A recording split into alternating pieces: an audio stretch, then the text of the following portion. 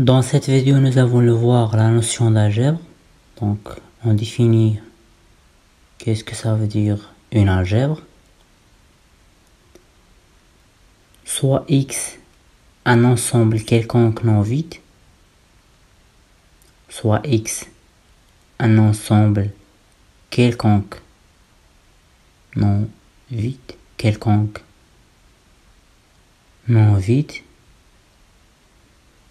et soit P de X l'ensemble de toutes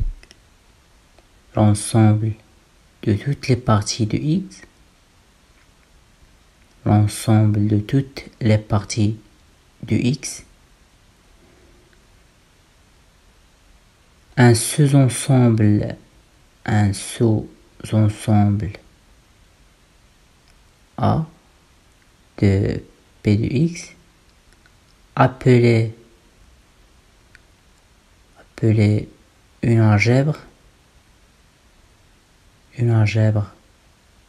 si les actions suivantes sont satisfaites. Premièrement, l'ensemble vide appartenant à A. Deuxièmement, si A inclus dans A implique que le complémentaire de A appartenant à A. C'est la stabilité par passage au complémentaire. Ici, A1 jusqu'à AN, une famille dénombrable inclus dans A implique que l'union des AI appartenant à A. Maintenant, je vais donner un exemple, 3 exemples. P de X est la plus grande algèbre sur X.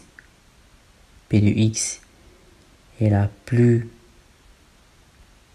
grande algèbre sur X.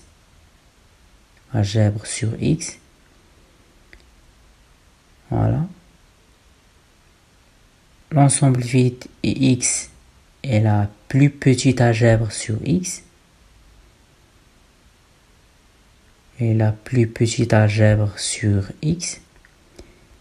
Si A inclus dans X, alors l'ensemble vide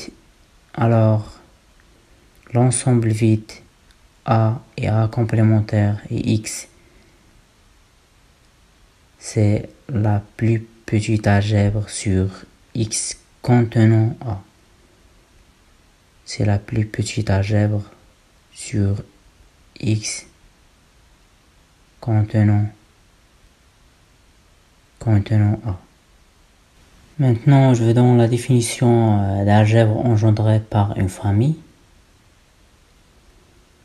La définition d'une algèbre engendrée par une famille. Soit oméga une famille de parties de X. On appelle algèbre engendrée par oméga l'intersection de toutes les algèbres sur X contenant oméga. L'intersection de toutes les algèbres sur X contenant oméga. Voilà. Donc,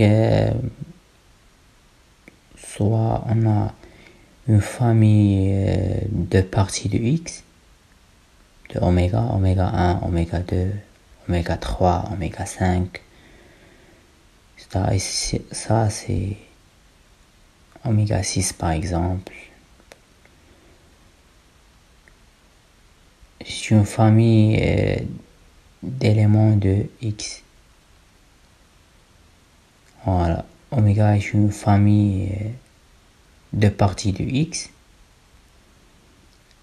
Par exemple, je prends dans ça, c'est X. Voilà. Et l'intersection des oméga I, l'intersection de toutes les oméga I, Par exemple, c'est ça. C'est la partie hachurée en rouge. Ici, c'est l'intersection des oméga i. Voilà. Donc, ça, c'est ce qu'on appelle l'algèbre engendrée par une famille. Algèbre engendrée par oméga. Ça, c'est l'intersection des oméga i. C'est l'algèbre engendrée par oméga. Je vous donne un exemple. Par exemple, oméga égale à A. Alors, l'algèbre engendrée par le singleton A égale l'ensemble vide A, le complémentaire de A et X. Et on a déjà dit que c'est la plus petite algèbre sur X. Maintenant, je veux donner la définition de semi-algèbre. Semi-algèbre. Donc, soit delta une famille non vide de partie de X. On dit que delta est une semi-algèbre sur X. On dit que delta est une semi-algèbre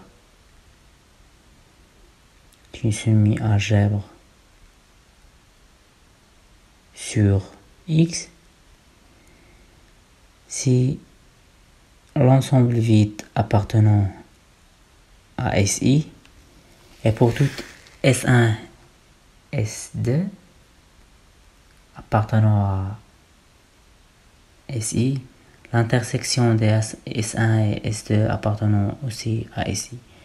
Et pour tout S appartenant à grand S, pour tout S appartenant à grand S, il existe une famille S1, S2 jusqu'à Sn appartenant à grand S, telle que SI inter SJ égale ensemble vide pour I différent de G, et le complémentaire de S égale à l'union des SI I allant de 1 jusqu'à N.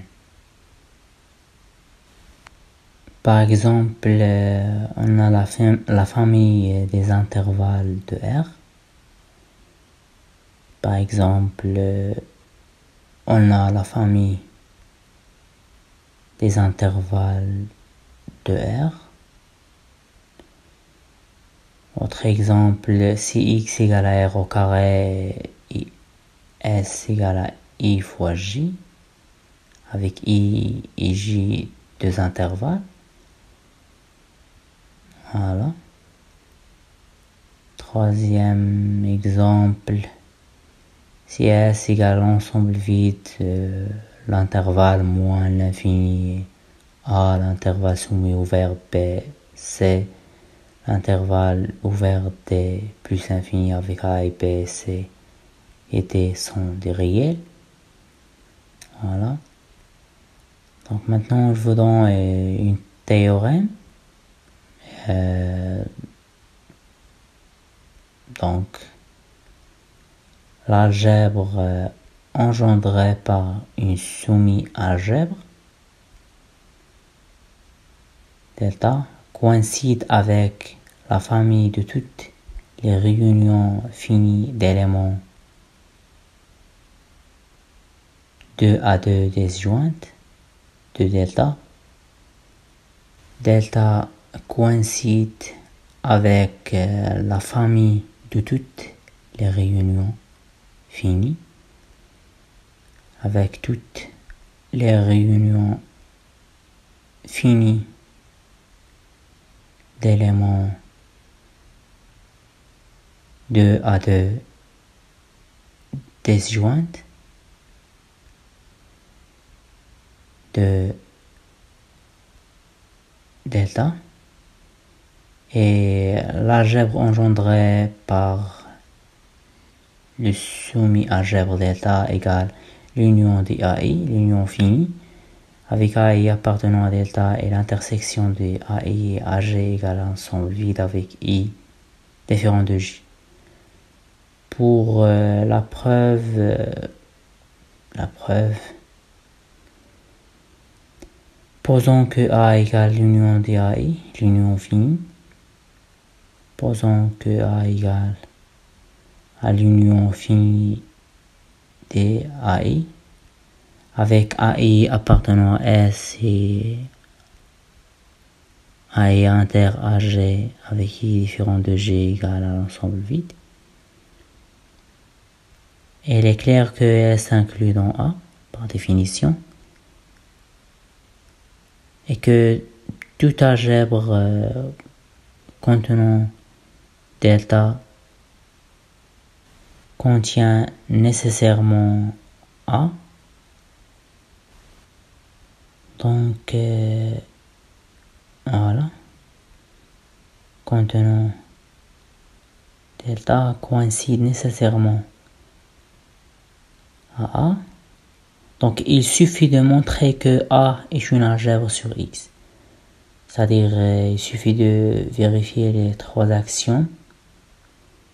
Donc, une application directe de la définition d'une algèbre.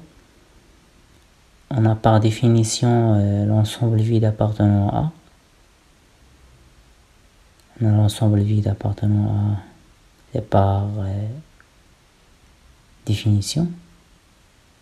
Soit A égale l'union des AI et P égale l'union des PJ, soit A égale l'union des AI avec I appartenant à I et P égale l'union des PJ avec J appartenant à J. Deux éléments de A, alors l'intersection de A et B, deux éléments de A. Alors l'intersection de A et B égale à l'union des AI inter PJ avec IJ appartenant à l'intervalle I fois l'intervalle J, ça appartenant à delta, appartient à delta. Voilà. Et puisque delta est une semi-algèbre, et comme AI inter PJ est différent de l'ensemble vide, alors A inter B appartenant à l'attribut A. Voilà. Donc A inter B appartenant à A. Appartenant à A. Pour la troisième condition, on a A complémentaire égale l'intersection des AI complémentaire. Voilà. Et AI complémentaire. Ça, c'est l'union des AI complémentaires égale l'intersection des AI complémentaires. Voilà. Et AI complémentaire appartenant à l'attribut A. Et puisque delta est un semi-algèbre et AI appartenant à delta, alors A complémentaire appartenant à A. Puisque delta est un semi-algèbre et AI appartenant à delta, alors A complémentaire appartenant à A. Donc A est stable par intersection finie. Maintenant, je vous donne la définition d'algèbre de Borel sur Rn. Donc, soit la semi-algèbre, soit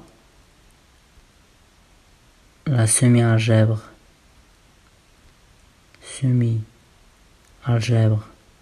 delta sur R défini par delta égale à l'ensemble vide de l'intervalle semi-ouvert moins l'infini A, l'intervalle ouvert B, C et l'intervalle semi-ouvert B, C et l'intervalle ouvert D plus infini, avec A et B, C, D appartenant à R. Et engendrer une algèbre dite algèbre de Borel sur R. Algèbre de Borel sur R, que l'on note l'attribut A de Borel